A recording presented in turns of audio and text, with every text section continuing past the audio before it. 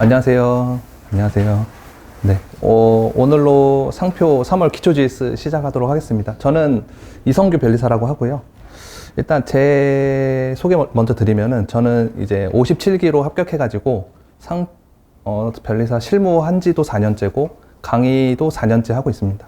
그래서 저는 이제 회사에서 특허 업무도 하고 있고 상표랑 저작권 업무도 같이 하고 있는데요.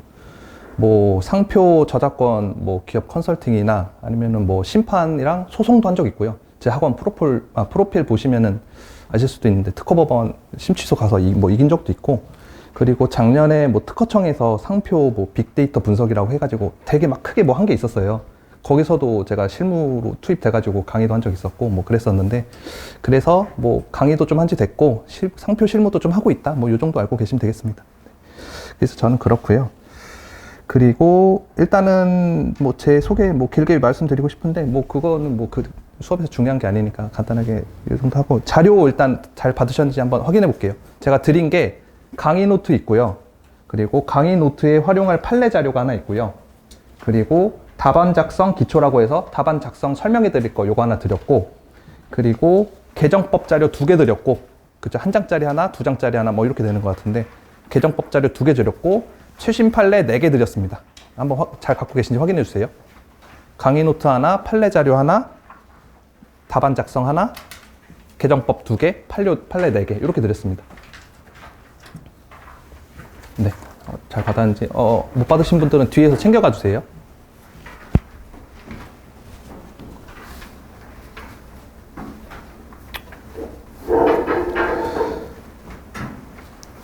네, 그래서 기초 GS 들어오셔가지고 당장 내일부터 답안지를 쓰실 거거든요. 근데 요 GS 수업을 한 달 동안 알차게 보내야 되니까 요 GS를 어떻게 활용해야 되냐, 요거부터 말씀드릴게요. 일단 첫 번째로는 평일날 여러분들이 월, 화, 수, 목, 금에 강의 공부를 하시고 토요일, 일요일 와서 답안지를 쓰실 거예요. 그래서 월, 화, 수, 목, 금에는 어떤 공부를 하시냐면은 답안 작성을 위한 공부를 하시는 겁니다. 답안 작성을 위한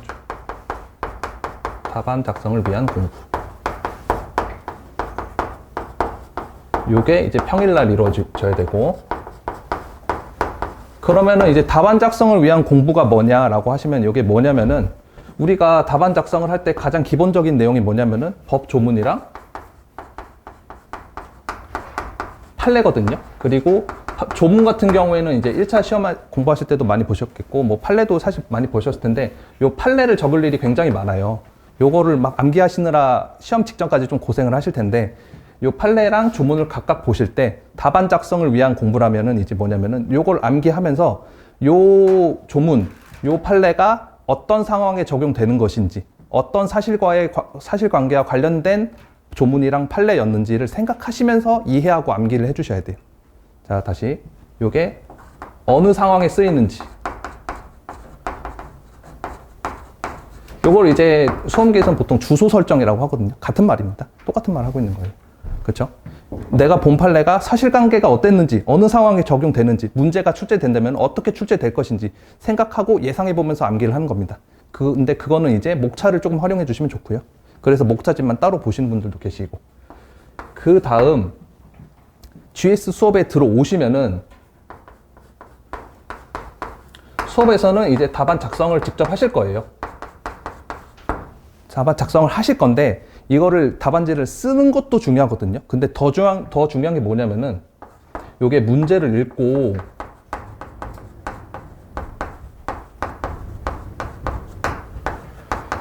쟁점을 찾는 게 더 중요해요. 쟁점을 찾으면 공부가 좀 되신 분들은 답안 작성을 쭉 하시거든요. 이게 쟁점을 잘 찾으셔야 돼요. 그래서 쟁점을 잘 찾으려면은 문제를 잘 읽어야 돼요. 자, 다시.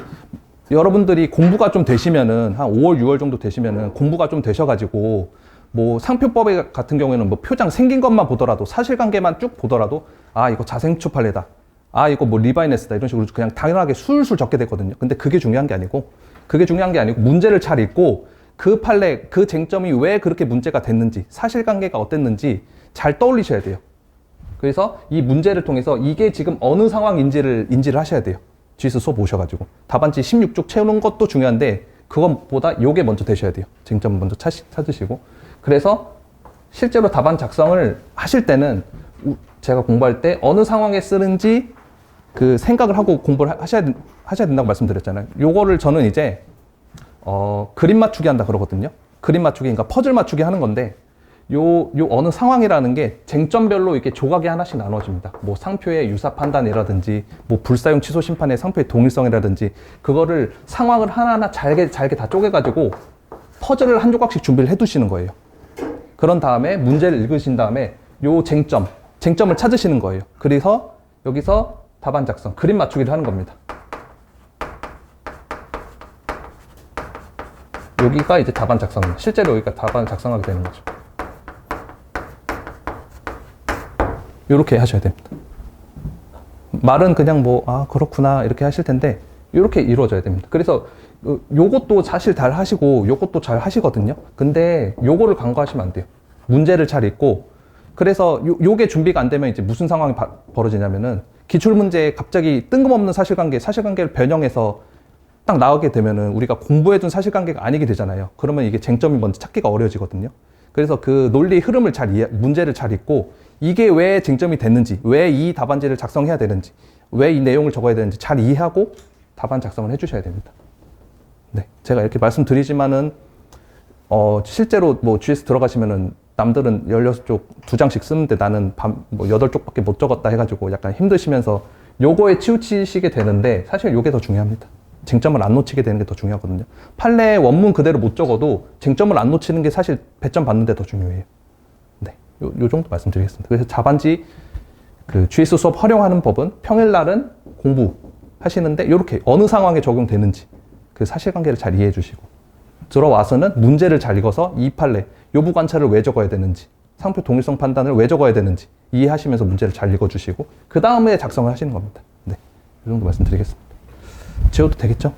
대단한 내용 한 게 아니라서요. 네. 그래서 우리 2차 시험은 그림 맞추기 한다 정도라고 생각해 주시면 좀 편하거든요. 실제로 그 합격자들하고 모여서 얘기하다 보면은 민소법, 특히 민소법이 그런데요. 민소법 뭐 중요 쟁점 200개 정도 외워가지고 그림 맞추기 하면은 뭐 60점 넘는 거 아닌가? 뭐 이런 얘기를 농담으로 하거든요. 네, 그렇게 되는 겁니다. 상표 특허도 다 똑같아요. 네. 그렇게 되는 것이고, 네, 이 정도 말씀드리고, 바로 뭐 자료 제가 드린 거 먼저 말씀드리는데, 요거 먼저 보실게요. 답안 작성 기초라고 되어 있는 거 있거든요. 네. 그래서 여기 첫 번째 거는 이제 답안 분량 분배를, 배점 분배를 어떻게 할 것이냐, 시간 분배 어떻게 할 것이냐, 이런 내용인데, 가볍게 쭉 읽어보시면 되는데, 우리가 총 점수가 100점이고, 보통 한 장에 16쪽이 되거든요. 그래서 배점 분량 어떻게 하냐면은 10점에 1.6쪽 생각해 주시면 됩니다. 그렇죠? 10점에 1.6쪽이니까 100점에 16쪽이 되겠죠. 그리고 그 다음 우리가 문제가 30점, 20점, 30점, 20점 해서 총 100점짜리 문제 크게 4개 나오잖아요. 그래서 요거를 4.8쪽 적어주시면 되는데 보통 5쪽 정도 적습니다. 요거는 보통 3쪽 정도 적습니다. 3.2쪽이니까. 뭐 답안 작성하는 어느 정도 하냐에 따라 뭐 플러스 마이너스 뭐 반쪽 요 정도 되겠죠. 그래서 요 정도 적어주시고 시간은 36분 정도 적어주시면 됩니다. 요거는 24분. 요걸 항상 생각하면서 적어주셔야 돼요. 네. 그래서 내가 뭐 문제가 8점짜리 문제가 나왔다. 그러면은 요거 1.5쪽 내외로 적어주면 되겠구나. 분량 분배를 그 정도 하시면 됩니다. 정확하게 몇 줄 썼는지 그렇게 분배하실 필요는 없고 요 10점에 1.6쪽 요거 생각하시면서 답안 작성해 주시면 됩니다. 네. 더 적으셔도 되는데 요 시간 유념하면서 답안 작성해 주시면 됩니다. 네. 그래서 그렇고 뭐 여기 한번 쭉 읽어보시면 되는데 뭐 답안 작성 시 고려할 사항이라고 해서 3번에 뭐 21글자에서 24글자 뭐 요 정도는 이제 뭐 답안 작성해 주시는 뭐 수험생분들이 편하신 대로 작성해 주시면 되고 요 밑에 문제 소재 조문학설 판례 검토 사안 포섭 설문 해결 쭉 나와 있는데 한번 가볍게 읽어보세요. 네, 좋은 말 나와 있습니다. 그래서 이미 답안 작성을 여기 해보신 분들도 계시고 안 해보신 분들도 계시는데 요 판례를 적을 때 어떻게 적어야 되냐라고 이렇게 걱정을 좀 하실 수도 있는데 판례는 이제 그 판례 원문에 적혀 있는 판례 그대로 적을 필요는 없고요. 키워드랑 취지를 살려서 적어주면 됩니다. 그럼 뭐 키워드랑 취지 살리는 게 어떻게 적는 거냐, 그건 이제 답안 작성을 해가시면서 제가 채점도 해드리고 코멘트도 해드릴 테니까 그거 한번 확인해 보시면 되겠습니다. 그리고 법조문도 적어주시는데 법조문 원문 그대로 적어도 되고 좀 압축해서 간략히 적어도 괜찮습니다. 근데 번호는 꼭 적어주시고. 네. 그리고 네, 한번 쭉 읽어보시고 상표법에서는 이제 사안포섭 굉장히 중요합니다. 굉장히 중요하고 결론도 꼭 적어주시고. 네, 한번 쭉 읽어보세요. 그리고 뒤에는 이제 예전에 과거 변리사 시험에서는 문제를 출제하신 교수님들이 채점평 같은 거를 남겨주셨어요. 근데 한번 제가 그거를 요약해가지고 필요한 부분만 쭉 가지고 온 건데 잘 읽어보시면은 단순 나열식 답안 작성이 많았다. 뭐 관련 없는 내용을 적지 마세요. 라고 뭐 이런 말이 쭉 있거든요. 근데 요게 무슨 말이냐면은 우리가 답안지에 작성해야 되는 내용은 문제, 사안 해결에 꼭 도움이 되는 내용만 적어달라. 그 말입니다. 그러면은 필요 없는 내용을 이 사람들은 왜 적었을까라고 생각을 해보면은 이 사람들은 그냥 생각 없이 쭉 암기하고 자기가 암기하고 있는 거 쭉 적어가지고 16쪽을 다 채웠으면은 점수가 잘 나오겠거니라고 생각을 한 겁니다. 근데 그게 중요한 게 아니고 제가 아까 GS 수업 들어와가지고 문제를 잘 읽고 쟁점을 찾아야 된다고 말씀드렸잖아요. 쟁점을 찾고 그 쟁점에 맞는 필요한 내용을 적어야 이제 사안 해결에 도움이 되는 내용을 적게 되는 것이잖아요. 근데 사람들이 이제 문제를 잘 안 읽고 관련 있는 내용, 암기한 내용 그냥 다 때려 박는 겁니다. 그래서 막 2권씩 쓰고. 근데 그게 중요한 게 아니거든요. 네. 그래서 이런 채점평들이 계속 나옵니다. 관련 있는 내용 적어라. 단순 나열하지 말라. 과거에도 계속 나오고 지금도 나오고 있습니다. 네. 요게 이제 53회 이후로는 채점평이 안 나와가지고 제가 옛날 자료 갖고 온 건데 옛날이나 지금이나 똑같습니다. 네. 그래서 필요한 내용을 적어야 된다. 요 정도 이해해 주시면 되겠습니다. 네. 요거는 요 정도 말씀드리고요. 그리고 다음이 개정법 자료 설명드릴게요. 개정법 자료를 제가 2개 드렸거든요. 하나는 한 장짜리로 되어 있고 하나는 스테이플러 찍혀 있어요. 보이시죠? 근데 요 한 장짜리는 우리 2차 시험에서 크게 쟁점이 될 내용이 없거든요. 근데 요게 이제 개정법이라서 확인해 보셨으면 좋겠어서 드린 건데 요거 개인적으로 한번 읽어보시면 되겠습니다. 그리고 제가 설명드릴 부분은 요거 신구조문 대비표 요거 여러 장 찍혀 있는 거 요거 한번 봐주세요. 여기에 이제 최근에 아주 뜨거운 개정법, 요거 동의제도가 들어왔는데요. 네. 요거 먼저 설명드리면은, 요게 이제 어떻게 들어오게 됐냐면은, 상표 실무상에, 자, 요거는 가볍게 들어주세요. 요거 실무상에 무슨 실무 법이 있었냐면은, 어사인백이라는 게 있었어요. 그게 뭐냐면요. 갑이라는 사람이 A라는 상표를 선등록 받은 상태였어요. 근데 을이라는 사람이 A'이라는 유사상표를 출원을 했는데 상품은 동일하거나 유사하다고 가정을 하고 그러면은 이 을의 상표는 갑 때문에 등록이 안 되지 않겠습니까? 선출원되어 있는 등록 상표니까. 그래서 어사인백이라는 이게 뭐냐면은 을이 자기의 A' 상표를 요 출원 상태로 갑한테 넘겨요. 그러면은 A가 됐으니까는 요 상태에서 갑이 등록을 받아주고 다시 을한테 넘겨주는 겁니다. 요게 이제 어사인백이라는 이제 실무, 지금도 많이 쓰이고 있는 건데요. 그러면은 요게 뭐 하는 짓이냐. 이게 지금 왔다 갔다 비효율적이지 않냐 해가지고 여기 미국에도 있는 내용이었는데 요게 이제 법에 들어온 겁니다. 그래서 갑한테 동의만 받더라도 을이 등록받을 수 있게 이렇게 왔다 갔다 할 필요 없이. 네. 그게 이제 들어온 것이고 그래서 한번 읽어볼게요. 여기 이제 34조이랑 7호랑 35조 이렇게 나와 있는데 한번 읽어볼게요. 34조이랑 7호에 여기 다만부터 중간에 다만 타인으로부터 상표 등록에 대한 동의를 받은 경우에는 등록을 받을 수 있다. 이렇게 나와 있죠. 근데 여기 괄호 내용 한번 보시면은 동일한 상표로서 그 지정 상품과 동일한 상품에 사용하는 상표에 대해서는 제외한다라고 되어 있거든요. 이거 왜냐면은 1상표 1출원주의. 동일한 상품에 출원되어 있으면 안 되잖아요. 그렇죠? 그래서 요게 아마 문제가 나온다면 조치로 나올 거예요.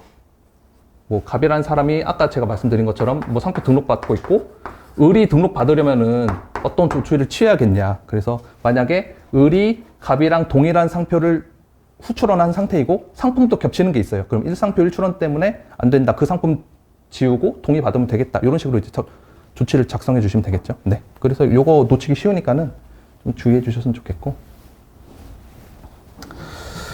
그리고 아까 제가 어사인백 말씀드렸을 때 갑이라는 사람이 A랑 A'이랑 동시에 가지게 되었다가 유사한 상표를 을에게 넘기게 됐잖아요. 근데 잘 생각해 보시면은 한 사람이 유사한 상표 2개 가지고 있다가 하나 넘기게 된 경우 취소 사유에 해당하는 법 조문이 있었거든요. 그게 뭐였냐면 119조 1랑 5호였습니다. 그죠? 그래서 요 동의제도랑 관련해서 취소 사유가 추가가 됐어요. 그게 5조의 2에 들어갔습니다. 한번 확인해 볼게요. 제가 드린 개정법 자료 4페이지 중간에 119조 5조의 2라고 나와 있습니다. 그래서 7호 단서 35조 6항에 따라서 등록된 상표의 권리자, 동의를 한 자 중 등록 상표의 지정 상품과 동의를 산 상품의 부정경쟁 목적으로 사용함으로써 오인운동 일으킨 경우에는 취소 사유에 해당한다. 이렇게 나와 있죠. 네. 그래서 이게 왜 5조의 2에 들어갔는지도 아시겠죠? 네. 요거 이게 동일한 사람한테 가지고 있다가 넘겨준 경우, 네. 그 케이스 고려해서 이렇게 들어갔습니다. 네. 네. 그리고 뭐 나머지는 한번 가볍게 읽어보시면 되겠습니다. 요 동의제도 꼭 이거 올해 기출 가능성도 있고 나오면 아마 조치 문제로 나올 거예요. 등록 받으려면 어떤 조치를 취해야겠는가? 그러면 동의제도 놓치지 않고 꼭 적어주세요. 네. 네, 그래서 나머지는 읽어보시면 되겠습니다. 네, 이 정도. 그래서 개정법 자료 설명드렸고, 그리고 최신 판례 제가 4개 드렸거든요. 그거 한번 봐볼게요. 4개 드렸는데, 사실 최신 판례가, 상표 관련된 판례가 2개 더 있어요. 근데 2개가 더 있는 게 뭐였냐면은, 하나는 관할 관련된 내용이 하나 있고, 하나는 상표 집행 관련된 내용이 있거든요. 근데 관할 관련된 거는 민소법 강사분들이 해주실 거고, 그리고 집행 관련된 내용은 상표법이랑 너무 거리가 멀어서 제가 일부러 뺐습니다. 그래서 그 2개는 빼시고 중요한 거 4개 가지고 왔거든요. 요거 하나씩 말씀드릴게요. 일단, 요거 먼저. 2020 후 10265. 2022 후 10265. 거래서류 판례. 요거 먼저 봐주세요.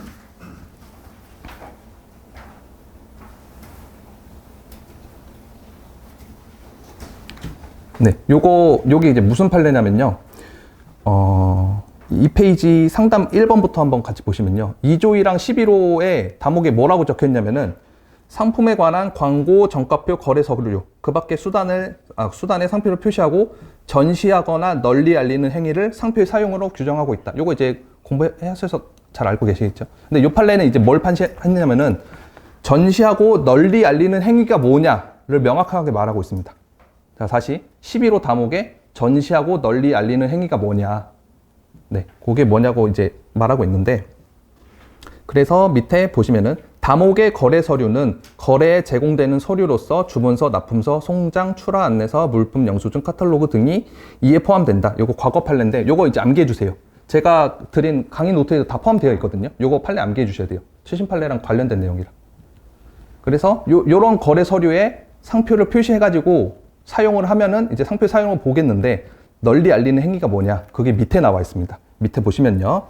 판매업자가 지정 상품과의 구체적인 관계에서 자기의 상품과 타인의 상품을 식별하기 위해서 상품에 관한 거래 서류에, 거래 서류에 상표를 표시하고 상품 거래 과정에서 요거 표시해 주세요. 다음, 일반 공중 표시해 주세요.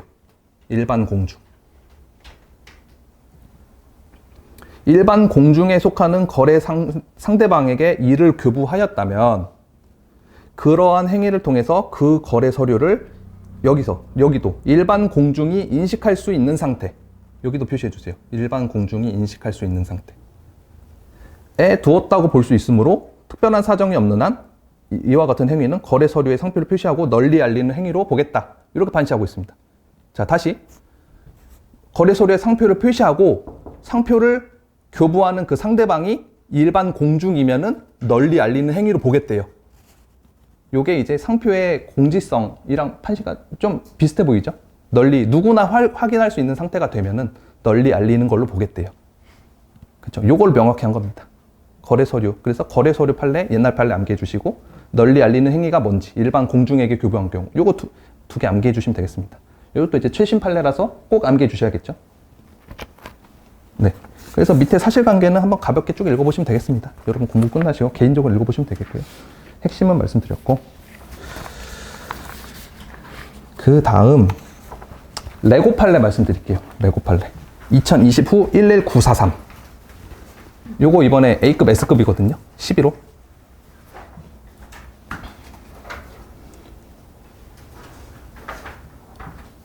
요게 이제 무슨 판례냐면은 11호 후단이 식별력 약화, 저명상표의 식별력 약화 관련된 내용이었는데, 그거를 이제 기준을 제시한 최초 판시입니다. 무조건 암기해 주셔야 돼요. 그리고 11호 관련해서 또 최신 판례인데, 중요한 판례인데 안 나온 판례가 뭐가 있냐면 현대 판례도 있어요. 그거는 뭐였냐면은 저명상표의 권리자가 사회적 실체가 될 수 있느냐, 그리고 사회적 실체라고 하면 누구를 권리자로 보겠느냐에 대한 판례였는데, 그거랑 관련해서 11호도 이번에 A급, S급으로 계속 지킬 거거든요. 11호 묶어서 다 준비해 주셔야 돼요. 전단, 후단 둘 다. 그래서 1번 한번 같이 읽어보면요. 한번 같이 쭉 읽어볼게요. 11호의 후단의 취지는, 자, 취지도 암기해 주세요. 이번에. 최신 판례라서 어쩔 수가 없습니다. 암기해 주세요. 자, 읽어보면은, 출처에 오인 혼동 염려는 없더라도 저명상표의 식별력 또는 명성을 손상시킬 염려가 없는 상표의 등록을 허용하지 않음으로써 재산적 가치를 보호하기 위한 것이다. 여기서 식별력 손상시킬 염려는 타인의 저명상표가 가지는 특별한 출처와의 단일한 연관관계, 출처를 표시하는 기능을 손상시킬 염려를 의미한다. 슬래시 치고, 여기까지가 취지였고요. 그래서 취지도 암기해 주시고, 네, 암기해 주세요. 다음, 이제 판단 기준에 대해서 말하고 있는데요. 상표 등록 무효 심판 청구의 대상이 된 등록상표가 11호 후단에서 규정하는 타인의 저명상표의 식별력을 손상시킬 염려가 있는 상표에 해당하는지 여부는 어떻게 판단하겠다? 뒤에 쭉 나와 있습니다.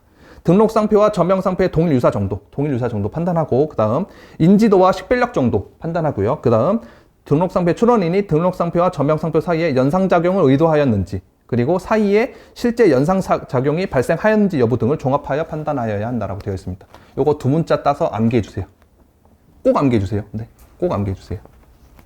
그리고 요 판례는 제가 실전 GS에서 지금 낼 계획입니다. 기초 GS에서는 이제 여러분들이 기초적인 내용을 다 공부하시고, 그리고 이제 기본적인 대법원 판례를 한 번씩, 이거 외에도 중요한 판례가 너무 많아가지고요.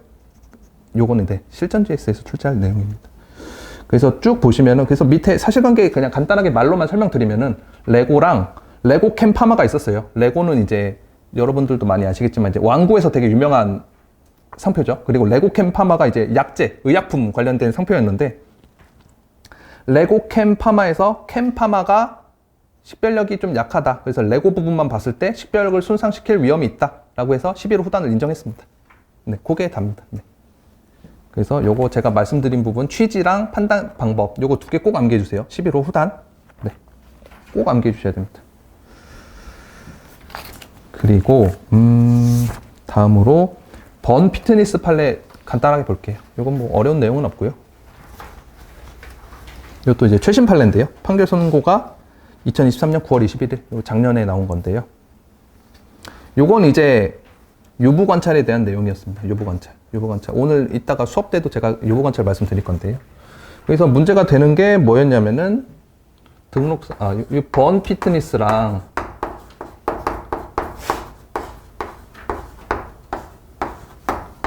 요 번이랑 그래서 뭐 유사하냐 요거였는데, 요게 이제 뭐 체육관 운영 뭐 이런 거였는데, 피트니스는 식별력 약하고 번이 요부다. 그래서 뭐 유사하다. 요게 결론입니다. 그래서 여기 판례 한번 쭉 읽어보시면 되는데, 여기 판례는 이제 기존에 있던 판시들이어가지고요. 꼭 암기해 주셔야 되는데, 아마 여기 말고도 다른 판례에서도 많이 보시게 될 겁니다. 그래서 한번 쭉 읽어보시면 되겠습니다. 판시 내용 자체는 어렵지 않습니다. 유보 관찰에 대한 내용이었다. 최신 판례였으니까 제가 소개해드리려고 가지고 왔습니다. 네.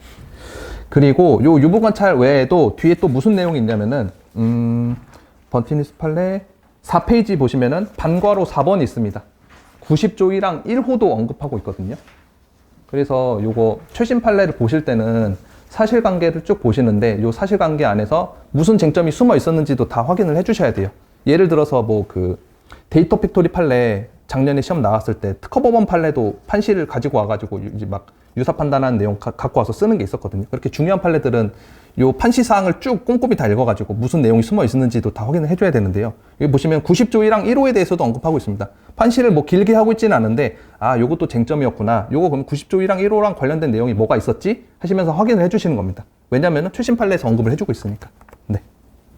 그렇죠. 그래서 요거는 이제 뭐 길게 설명드릴 건 없고요. 한번 쭉 읽어보시면 되겠습니다. 네.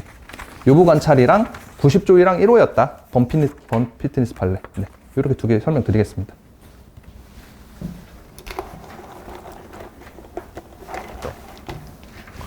그리고 마지막으로 양탄국 판례입니다.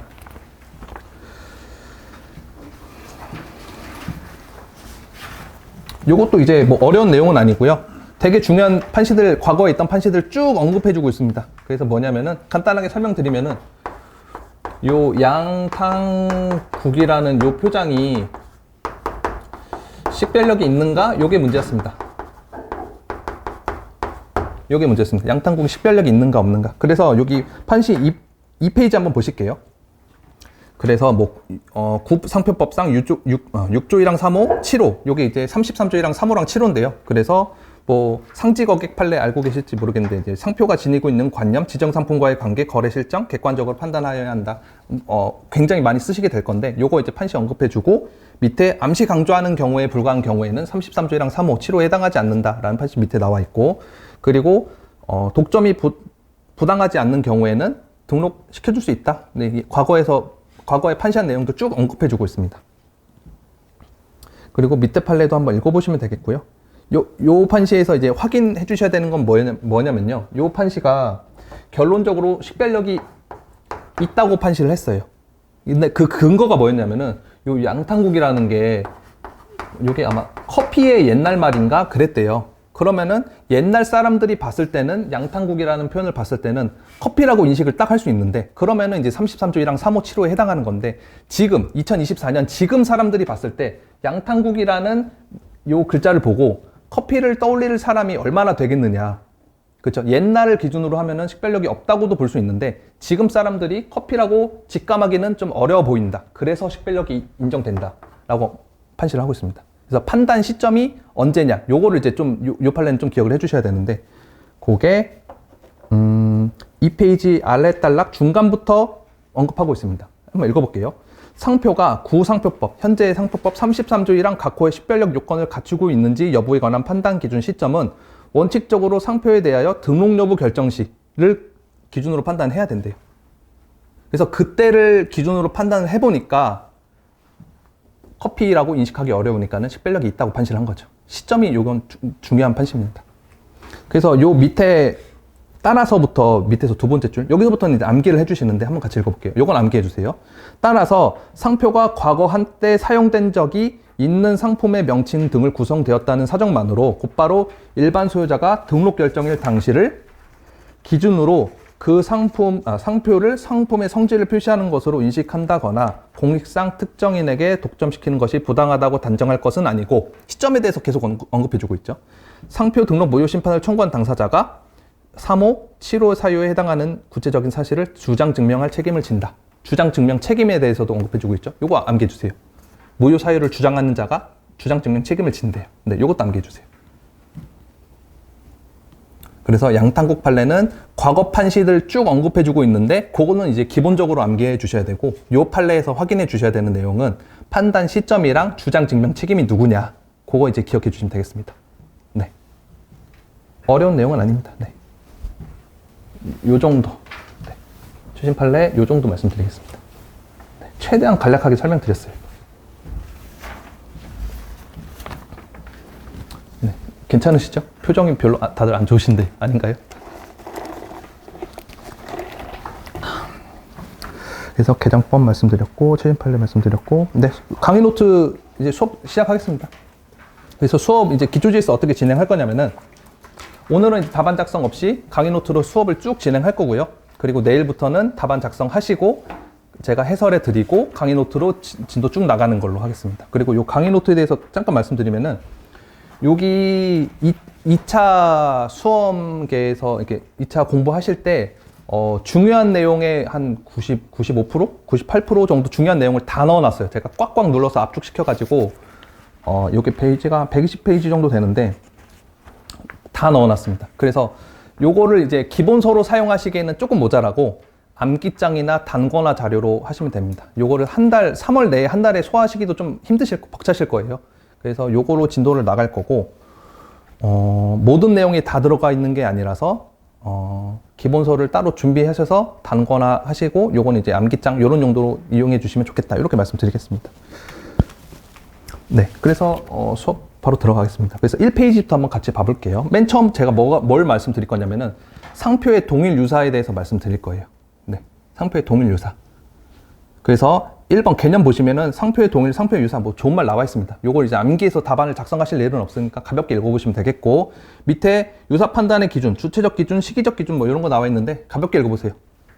가볍게 읽어보시고. 그리고 3번부터 제가 말씀드릴 거예요. 여기 되게 진짜 꼼꼼하게 말씀드릴 건데.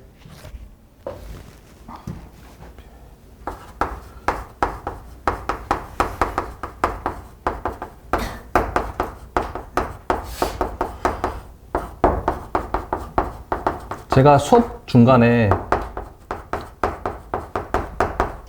질문을 한 번씩 이렇게 계속 드릴 거거든요. 그때 속으로 생각해 보셔도 되고 작게 말씀해 보셔도 되니까는 한번 뭔지 한번 생각을 해보세요. 잠시만요. 말하다가 놓쳤다.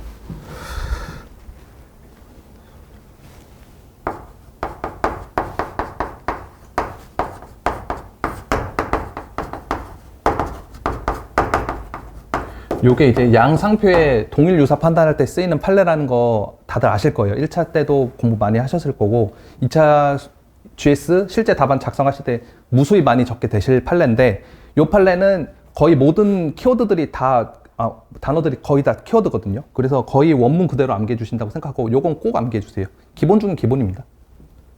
요거 이제 모르면은 1차 변리사 시험 준비하는데 민법이 시험 과목인지도 모르고 준비하는 거랑 똑같거든요. 꼭 암기해 주셔야 돼요. 상표법 하실 때. 그러면 제가 질문 하나 드리면은 요게 이제 상표의 유사 판단에 쓰이는 판례인데, 요 동일 유사 판단하는 요 판례가 어느 상황에 쓰이는 건지 혹시 생각해 보신 적이 있으신가요? 어느 상황에 쓰인다. 동일 유사인데 구체적으로 어느 사안에서.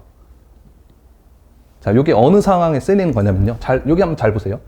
여기 출처 혼동 여부를 발생하는지 여부를 판단하겠대요. 근데 잘 보시면은 출처에 혼동이 발생하려면은 갑이라는 사람이 A 상표 가지고 있고 을이라는 사람이 A 프라임 상표를 갖고 있어서 이 상표를 가지고 있는 주체가 달라야 출처에 혼동이 생기지 않겠습니까? 여기 둘 다 갑이 갖고 있으면은 둘 다 갖고 있는데 출처 혼동이 생길 일이 뭐가 있어요? 그쵸? 그래서 이 판례는 언제 적는 거냐면은 타인 간의 상표 유사 판단을 할 때 쓰는 겁니다.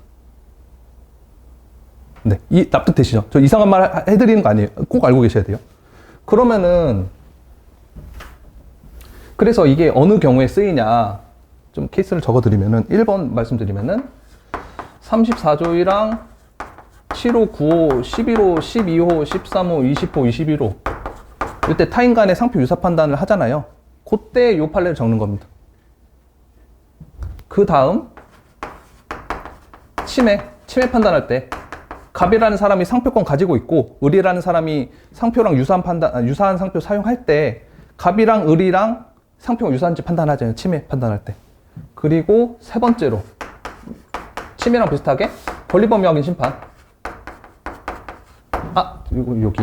요건 거절 이유랑 모유 사유랑 둘 다겠죠? 네, 제가 말씀 안 드렸지만 둘 다겠죠. 권범심. 갑이 상표권자 아니면은 뭐 상표 사용하고 있는 사람이 적극적 또는 소극적으로 권리범위 확인 심판하면은 갑이랑 을이랑 사이에 상표 유사 판단할 때 요 판례 적는 겁니다. 그러면은 여기까지는 그렇구나 아실 수도 있는데, 그러면은 상표의 동일 유사 판단하는데 요것도 다 적으셨죠?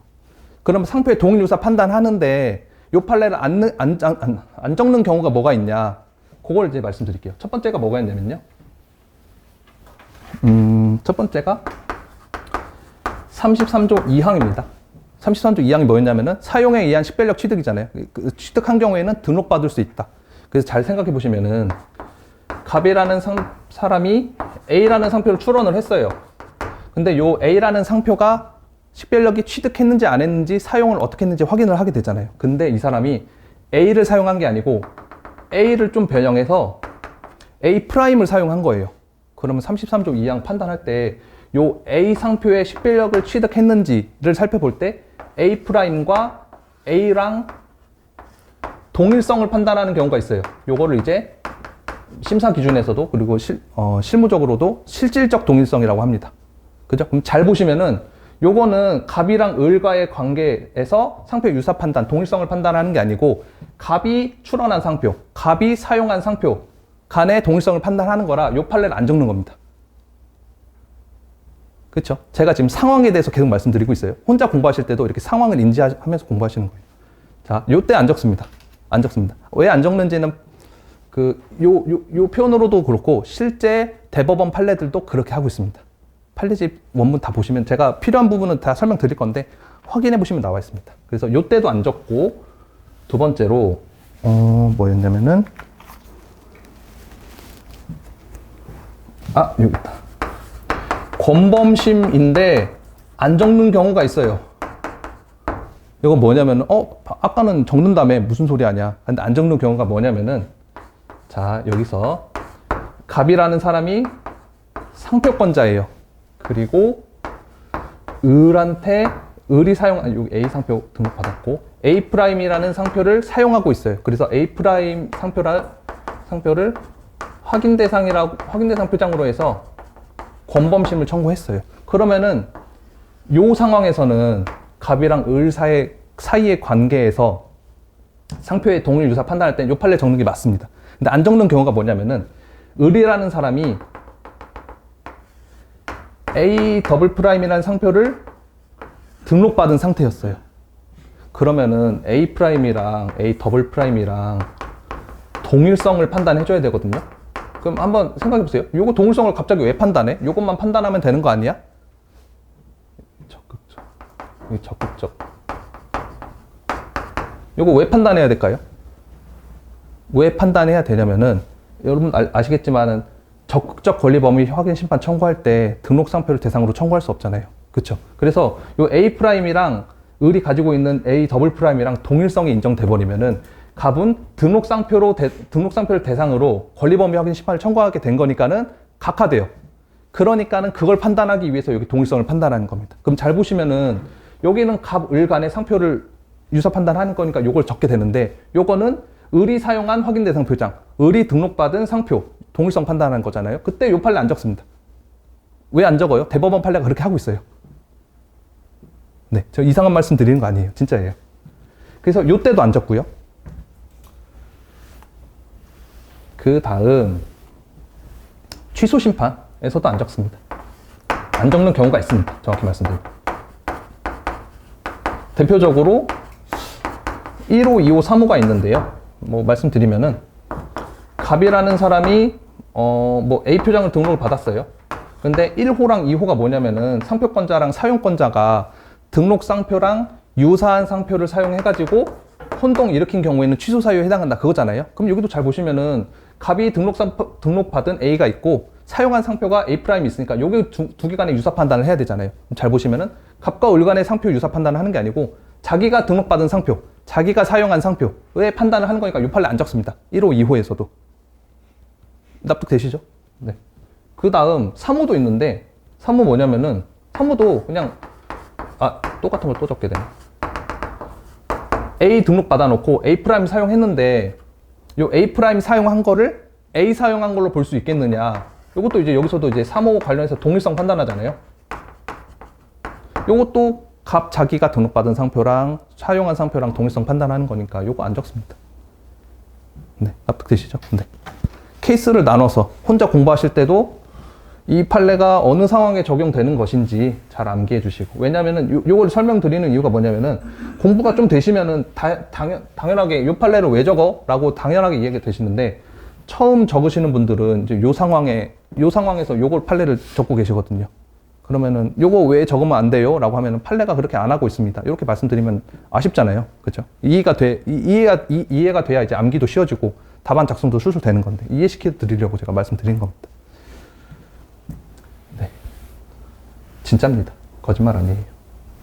꼭 이해해 주시고. 그래서 자, 요 판례를 꼭 암기해 달라고 말씀드렸는데 요거는 양 상표의 동일 유사 판단할 때 쓰이는 판례였고 타인 간의 유사 판단할 때 쓰이는 판례다 말씀드렸고 꼭 암기해 주시고요.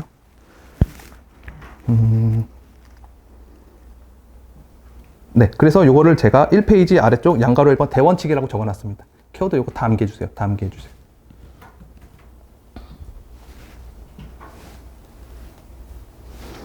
그 다음 전체 관찰 보실게요. 한번 같이 읽어볼게요. 별로 어려운 내용은 아닌데 외관, 칭호, 관념 중 서로 다른 부분이 있더라도 어느 하나가 유사하여 오인 혼동하기 쉬운 경우에는 유사상표고 유사하더라도 전체로서 상표에 대하여 느끼는 직관적 인식을 기준으로 하여 명확히 피할 수 있는 경우에는 유사한 것이라고 할 수 없다. 네, 요거 암기해 주시고, 요것도 적을 일이 꽤 있으실 거예요. 전체 관찰이고,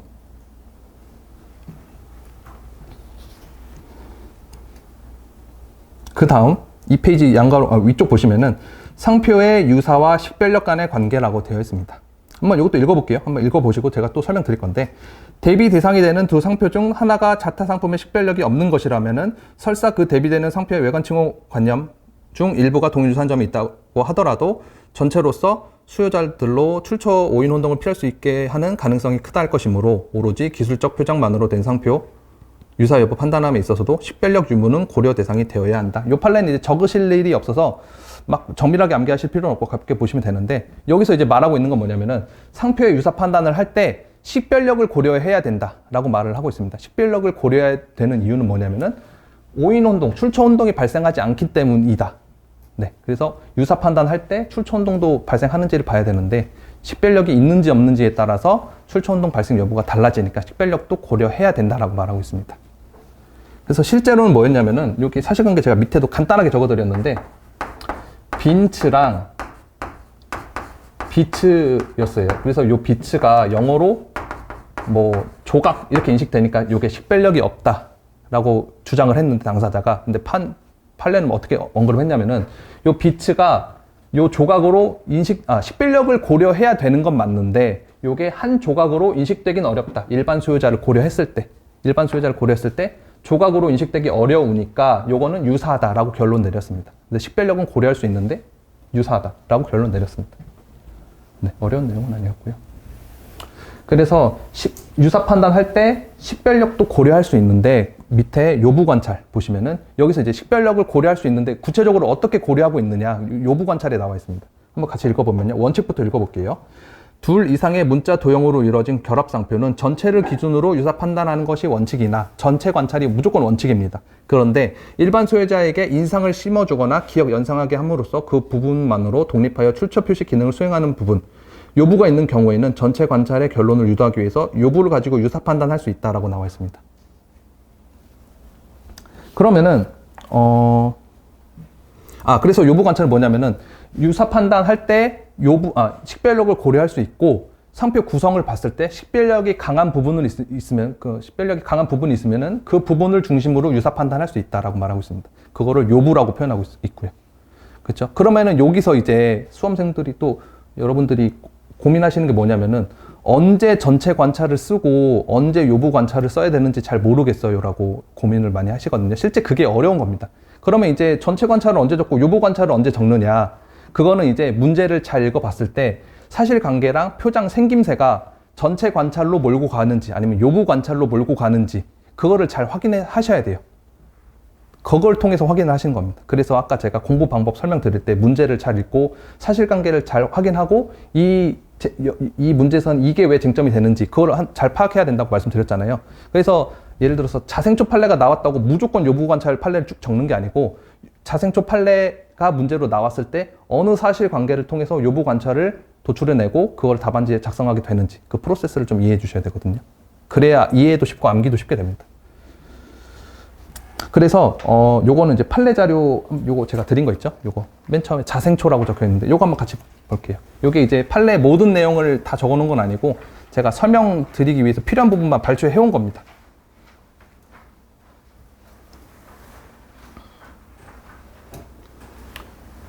여기 자생초 판례 1번 보시면은 여기서 여기 두 번째 단락을 한번 볼게요. 밑에 중간 정도에 보시면은, 한편 이 사건 등록 서비스표의 문자 부분 중 자생 부분은 강한 식별력을 가지는 반면에 초 부분은 약초나 건초 등 풀을 의미하는 한자어로 많이 사용되어 지정 서비스업과 관련하여 약의 재료나 원료 등을 연장시킨다는 점에서 식별력이 높지 않다고 보일 뿐만 아니고 자생 부분과 비교하여 볼 때 식별력도 미약하다 라고 나와 있거든요. 그래서 사실관계를 쭉 읽어봤을 때 자생 부분이랑 초 부분이랑 나눠서 설명하고 있고, 자생 부분은 식별력이 강하다는 뉘앙스의 사실관계가 쭉 나와 있고 초 부분은 식별력이 약하다는 뉘앙스의 사실관계가 쭉 나와 있어요. 그러면은 자생초라는 표장이 나와서 자연스럽게 요부 관찰을 하는 게 아니고 그 사실관계랑 자생초 표장이랑 생긴 거를 서로 매칭시켜 보았을 때 자생이랑 초랑 나누어서 사실관계를 설명하고 있구나. 아, 요거 자생 부분 따로 보라는 말이구나. 요부 관찰이구나. 요렇게 가는 겁니다.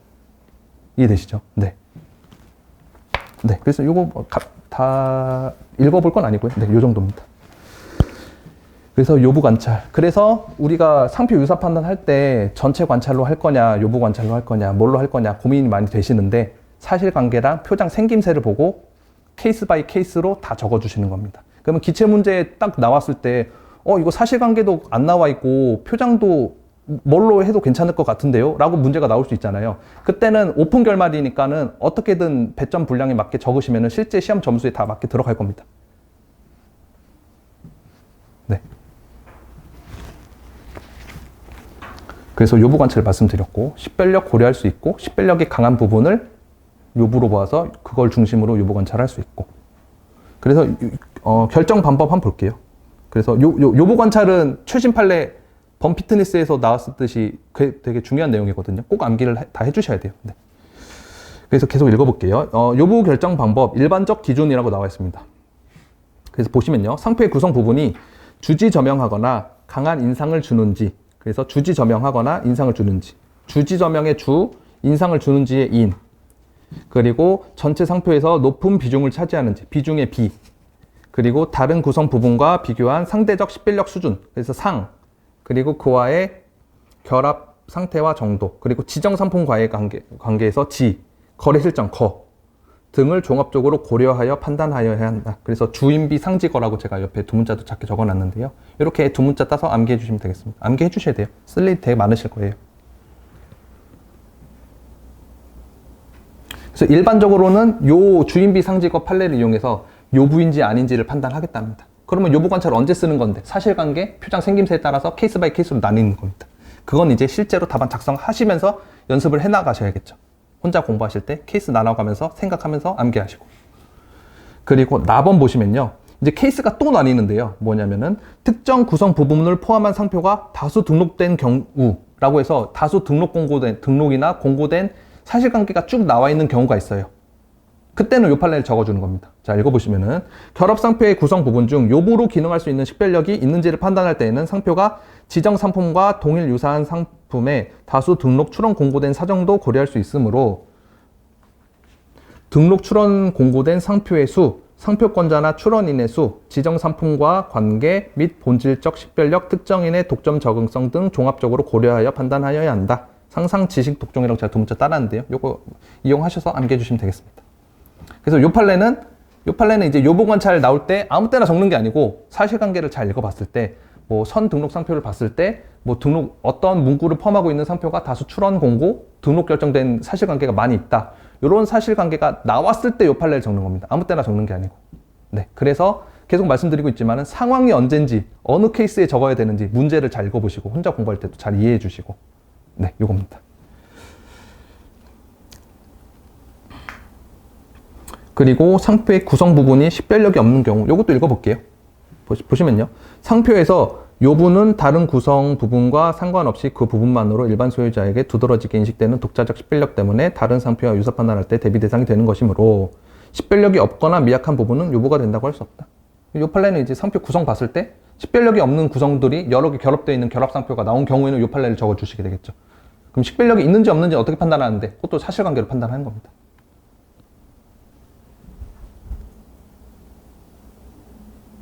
네, 그래서 요거 이제 판례 자료 두 번째 판례 한번 보시면요.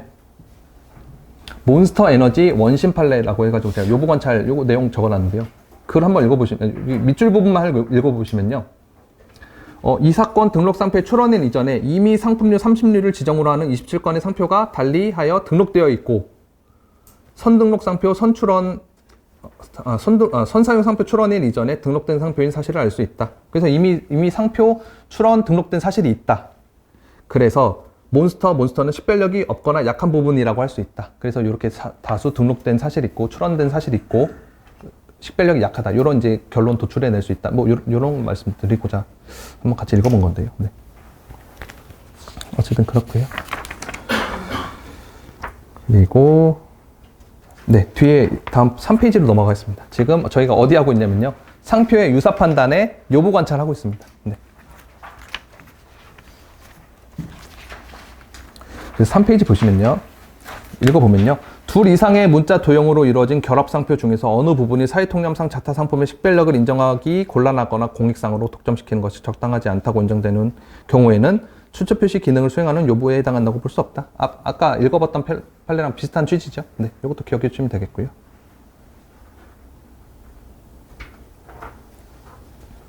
그리고 밑에 방가로 3번도 보시면요. 상표의 구성 부분 전부가 식별력이 없는 경우. 그래서 요 목차가 제가 그 상황을 이해하시기 좋게 제가 케이스를 나눠서 제가 고민해서 한 줄 한 줄 다 적은 거거든요. 한번 목차를 읽어보시면 상황이 좀 이해가 되실 거예요. 그래서 구성 부분 전부가 식별력이 없는 경우는 전부가 식별력이 없거나 미약한 경우에는 일부만이 요부가 된다고 할 수 없으므로 전체를 기준으로 판단하여야 한다. 원칙도 전체고 요부 관찰을 또 할 수 있는데 식별력이 다 없으면 당연히 전체 관찰을 해야 된다고 이런 거였고, 요 밑에 사실관계는 뭐였냐면은 글리아랑 타민이랑 결합된 상표였는데 글리아도 식별력 없고 타민도 식별력 없어서 전체 관찰해라, 이런 판례였습니다. 판례가.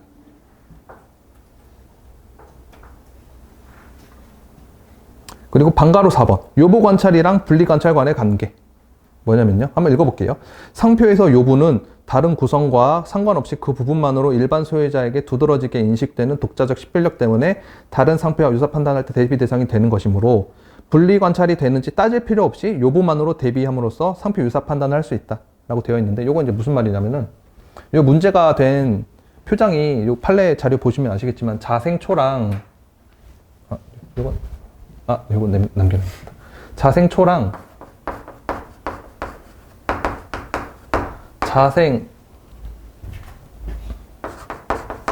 자생 한방병원이었어요. 근데 요거였는데 요 자생초를 보시면은 단어 수도 짧고 띄어쓰기도 안 돼 있고 뭐 도형 중간에 삽입되어 가지고 구분되어 있지도 않으니까 자생이랑 초랑 분리해서 이해하는 게 어렵지 않냐, 그러면 요보 관찰 안 된다라고 요 상대방이 주장을 한 건데요. 근데 띄어쓰기 안 돼 있고 요게 설령 분리 관찰이 안 된다고 하더라도 그래도 요보 관찰 할 수 있다, 이런 취지로 말한 겁니다. 그러면 요 판례는 언제 적냐? 요렇게 띄어쓰기 안 돼 있고 분리 관찰하기 어려운 경우인데 요보 관찰을 해야 되는 경우, 이런 경우에 적어주는 겁니다. 요 판례도, 양가로 4번 판례도. 그렇죠? 상황이 이해되시죠? 네. 아무 때나 적는 게 아니고 요보 관찰을 해야 되는데 이렇게 이제 분리 관찰하기 어려운 경우에 적어줄 수 있다, 이렇게 이해해 주시면 되겠습니다. 네. 밑에 분리 관찰부터는 한 10분만 쉬었다 하겠습니다. 네.